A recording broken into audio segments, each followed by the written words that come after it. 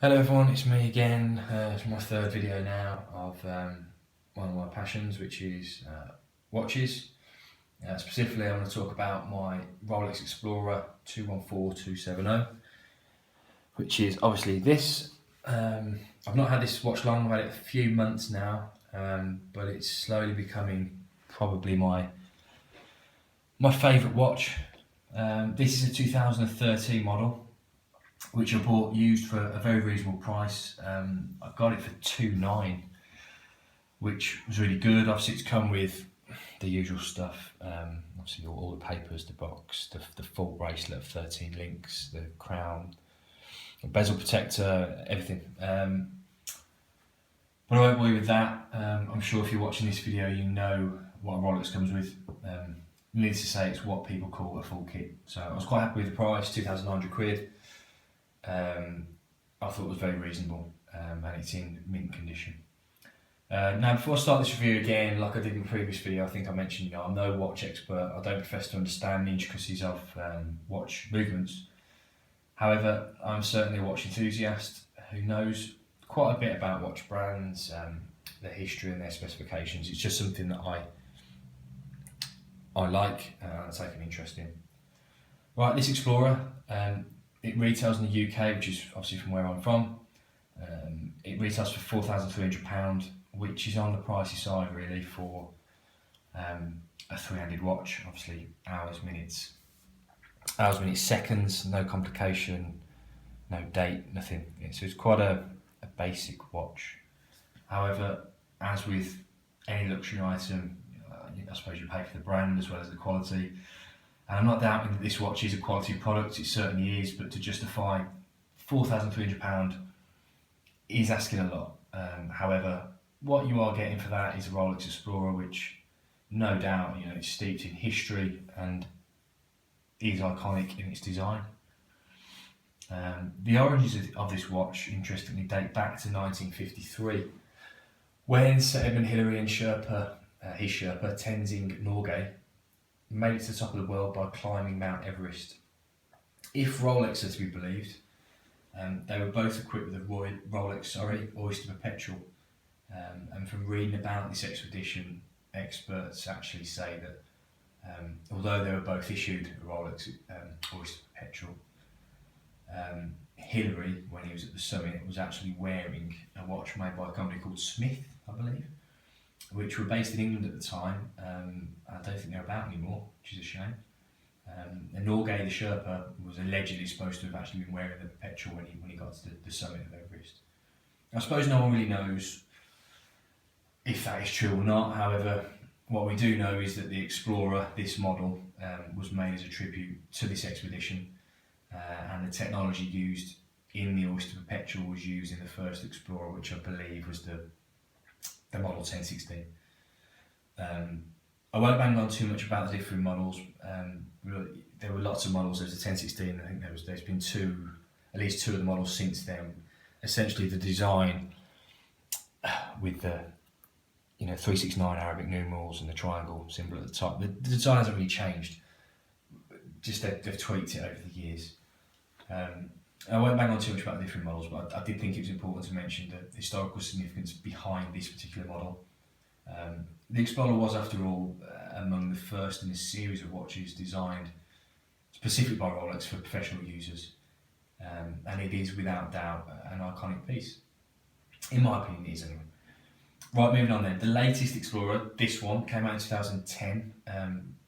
The Explorer's always been a relatively small watch. I suppose 20, 30 years ago it probably wasn't. It was probably a decent sized watch. I think they've always measured 36mm in diameter. However, this new revised version has been bumped up to 39mm, which I personally love. The new size certainly makes the watch look bold on the wrist, and for me personally, this is definitely a good thing. I suppose over the years, watches have just got bigger and bigger and bigger, and now in 2016, a 39mm is relatively small, which is madness really. I mean, I think 39mm for me is probably the perfect size. As with all modern Rolexes, it's made from 904L steel, so that's the bracelet in the case. I believe that is very high grade steel, which benefits from being extremely anti-corrosive, and I think is easier to polish as well. It certainly looks beautiful, feels very nice to touch, and it is used again in the aerospace and chemical industry. So if it's if it's good enough for them, it's certainly good enough for me to wear on my wrist. Right, the unique design of this watch, it obviously features the white gold Arabic numerals, which I touched upon earlier, with the 369. Let's try and bring the closer to the camera. The 369. There. It features chrome light lume on the hour markers, which again is very bright and really strong, really impressive. And obviously, which I've touched upon again, was the triangle symbol at 12 o'clock, which all explorers seem to have, or they do have. The dial is stunning. I never get tired of looking at it. It really is a really gorgeous watch. Yeah, it's just lovely. The bracelet has been upgraded from previous models. It's now got side end links. It's got the new oyster clasp here, which is a massive improvement over the older ones. It does feel top quality. And you shut it up. It's really nice. And it also features an easy link extension, which helps you expand the clasp, I believe, by about 5mm, which can be very useful on a hot day when your wrist expands. I can just probably show you that quickly. Right here.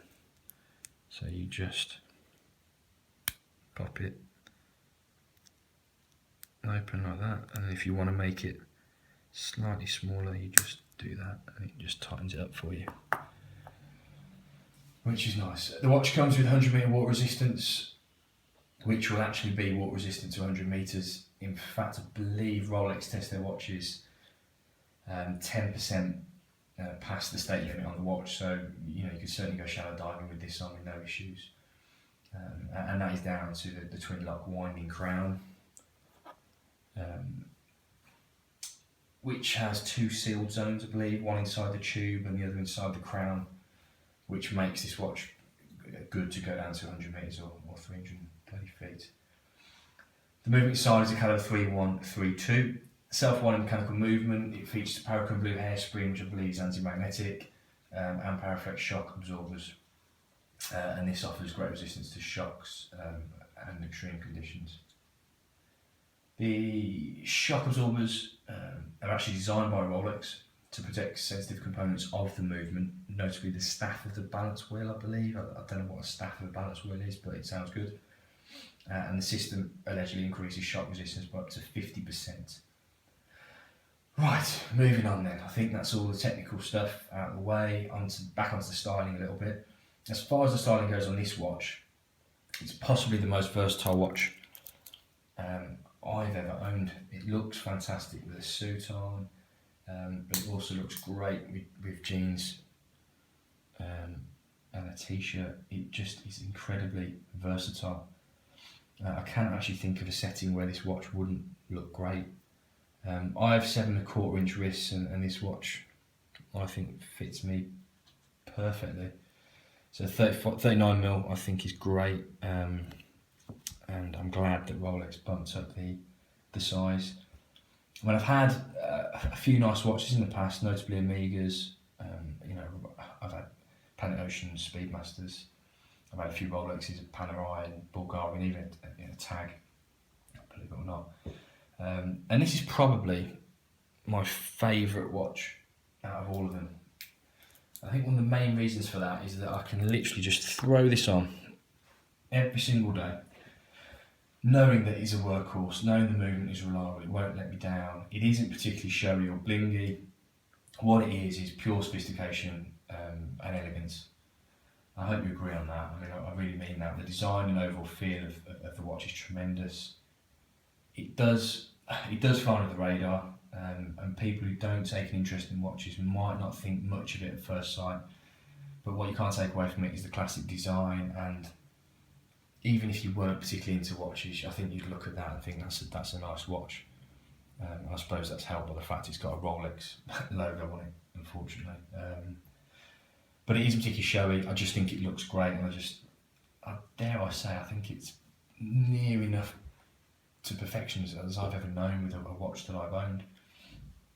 On a bit of a side note, I don't know if any of you watch Mad Men. It's one of my favourite programmes. I believe in season 4, season 5, one of those seasons, Don Draper, the main character, actually wears an old Explorer. And in my eyes, he's like the king of cool. I couldn't think of a better watch than this for him to wear. So I thought that was pretty nice, the fact that he wore that, the Explorer. And obviously it was an older version, but a bit of a side note, I think that's quite an interesting fact. I'm sure it's been in lots of other movies, but I like the fact it was in Mad Men. Right then, I'm rambling.